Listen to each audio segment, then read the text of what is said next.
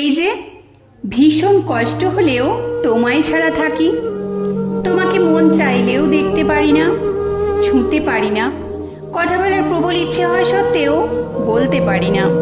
তাতে কি এমন হয় তোমার? এভাবে কথা না বলতে বলতেই একটা সময় পর তুমিও ভুলে যাবে।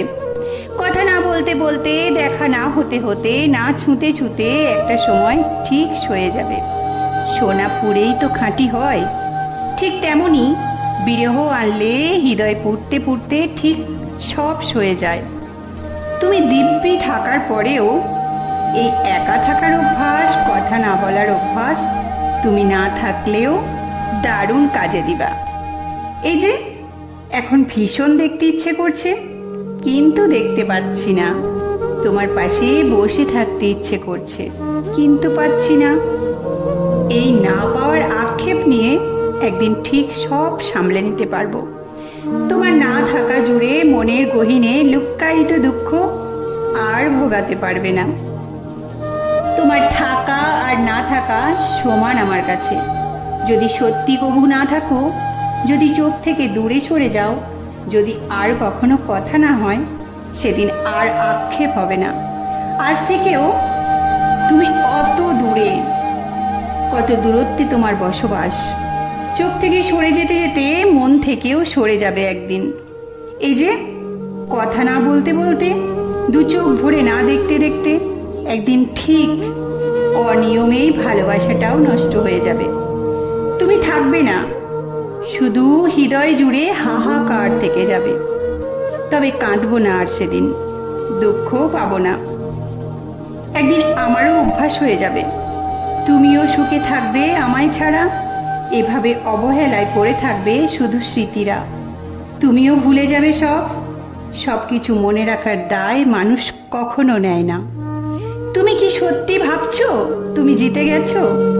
আসলে তুমি হেরে গেছো। তুমি হারিয়েছো এমন একজনকে যার কাছে কারোর আসা যাওয়ার কোনো পার্থক্য ছিল না, কিন্তু তোমাকে হারানোর ভয়ে সে বারবার কেঁদেছিল। যে নিজের অহংকার আর আত্মসম্মান বিসর্জন দিয়ে সম্পর্কটাকে বাঁচাতে চেয়েছিল, তাকে তুমি হেলায় প্রত্যাখ্যান করেছো।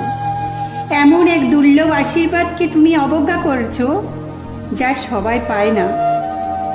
তাই পরাজয়টা তোমারই, আর জিতেছে সেই মানুষটি যার জীবন থেকে এমন একজন স্বার্থপর চলে গেছে, যে ভালোবাসার মূল্যই দিতে জানতো না।